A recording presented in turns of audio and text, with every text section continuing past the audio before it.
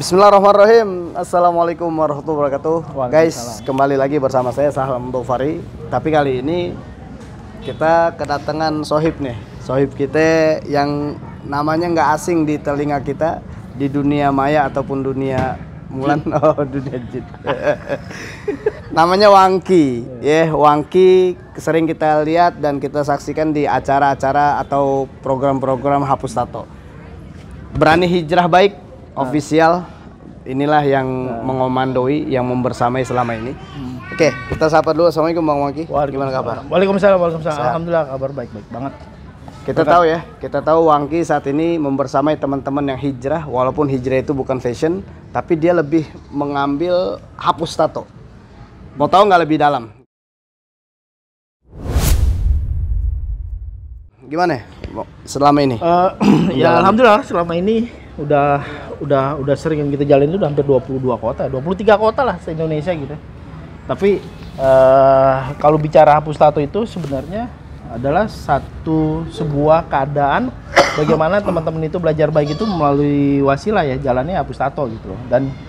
Dan bukan hanya hapus tato aja di kita gitu loh. Pertama dari segi syaratnya kan itu harus surah Ar-Rahman kan. Dan hapus tato tuh gratis. Gratis itu dengan syarat surah Ar-Rahman. Jadi gini Ustaz, mereka yang datang ini nggak semuanya bisa baca Quran. Oke. Buru-buru baca Quran, orang dinanya aja surah Ar-Rahman itu kok ada di Al-Quran sih Bang? Itu saya temuin di daerah Indramayu ya. Kebayang kan, kota santri kan.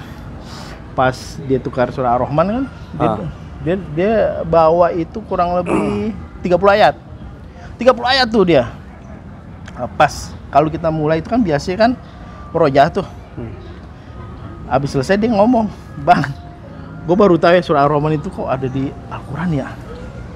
Itu seorang kepala security kampus, Ustaz, security kampus gitu loh. Yang selama ini dia nanya, saya tanya, lu kok bisa hafal Ar-Rahman kayak gimana? Suaranya kayak As-Sudais ya. As-Sudais. Allah keren banget.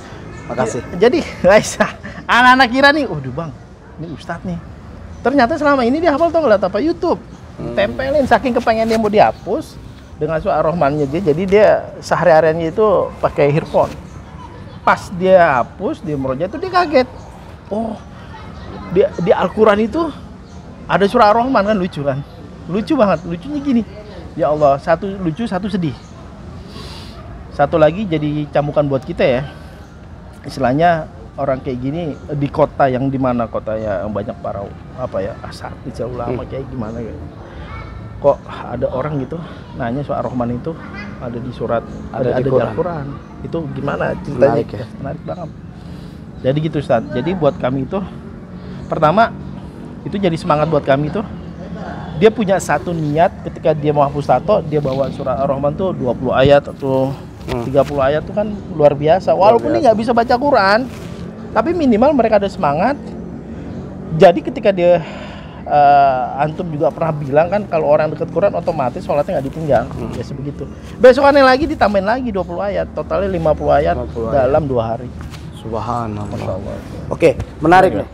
Beliau fokus ini Bang Wangki ini fokus di hapus tato. Gue mau nanya gini, selama hapus tato sering nggak nemuin gambar-gambar yang ditato itu gambar mana yang paling banyak? Banyak. Tergantung genre. Banyak. Tergantung genre. Biasa kalau anak band, anak musik tuh ya ada diamond, ada diamond, ada lambang-lambang satanik ya. Satanik itu kan ya berkaitan dengan biasa aliran musik mereka ya, biasa kan black metal ya kan. Nggak jauh dari musik-musik keras lah.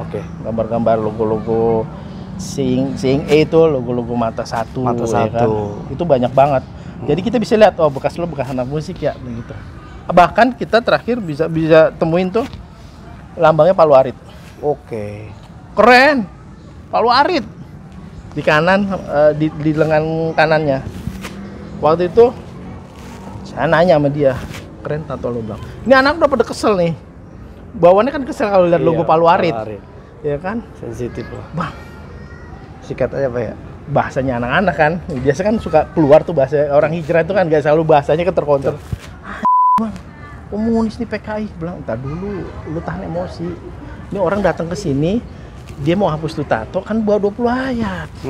Kita hargain itu, ngobrol. lu kenapa bisa Polaroid?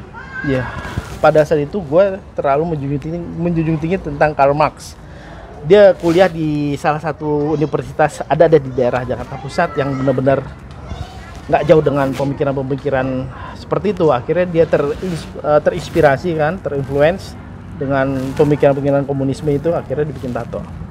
Setelah dia tahu dan dia belajar dan dia merasa nyesal gitu loh. Ya, buat kami di BHB itu ya orang udah selesai.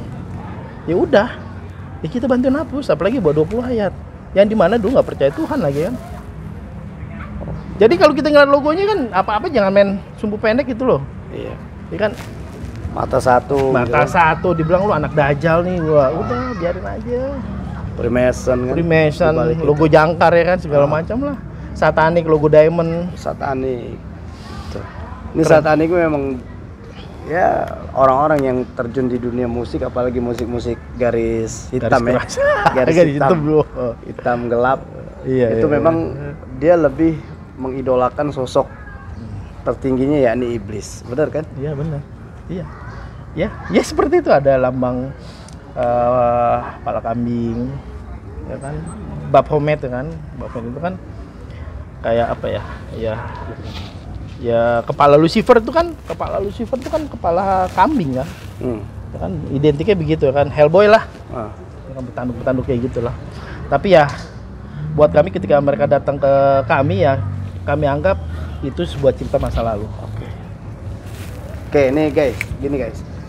Kita tahu lah para pedagang, kompetitornya para pedagang, penjual baju, dia pasti punya kompetitor penjual baju, penjual kopi juga sama. Wangki, dia ngapusin tato. Pasti kita tahu, di balik ngapusin tato kan kita tahu banyak di toko-toko yang dia membuat tato. Gimana? Sering nemuin nggak benturan-benturan itu? Atau lu sering nggak diancem? Wah lu setan ya, gua udah bikinin capek-capek lu hapusin lagi. Atau dia merasa gara-gara ada hapus tato tuh hilang. Jadi awalannya tuh dia bukan sering lagi sih. Sering? Okay. Bukan sering. Udah pasti kita temuin kayak gitu. Contoh begini. Dulu awal-awal itu kita pernah dibilang itu gini Sat. Munafik. Oke. Lu bikin lu hapus. Sampai kita pernah dibilang vandalis. Oke. Sampai pernah lebih parahnya lagi kita bilang nih cikal bakal bibit radikalisme radikal nih, terorisme nih. Sampai kayak gitu. Kan lucu. Dia datang, dia tobat mau hapus tato, malah kita dituduh begitu. Cikal bakal terorisme segala macam, vandalis.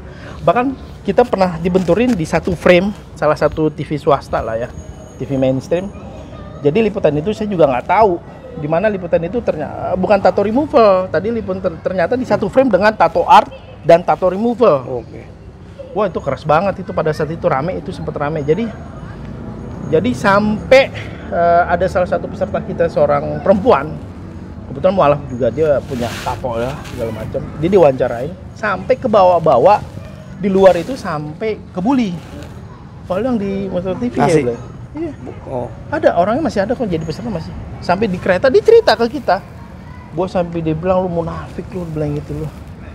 Ya kan. Kebetulan dia dulu salah satu fans band terkenal lah. Band punk terkenal lah gitu loh. Jadi sampai sampai menemukan hal-hal seperti itu, dia cerita sampai nangis.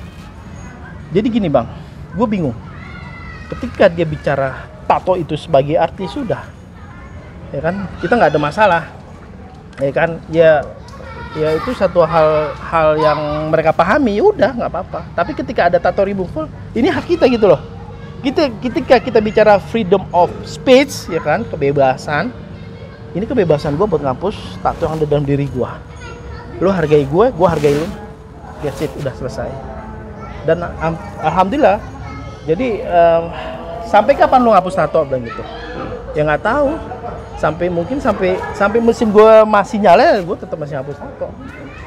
Kalau ketika lu bicara seperti itu ya kan, di luar juga banyak studio tato juga nggak ada masalah juga sih. Jadi gini, ketika ada orang mau bikin tato ya welcome, silakan, nggak ada masalah gitu. Tapi ketika mereka mau datang mau hapus tato, please tolong hargai mereka.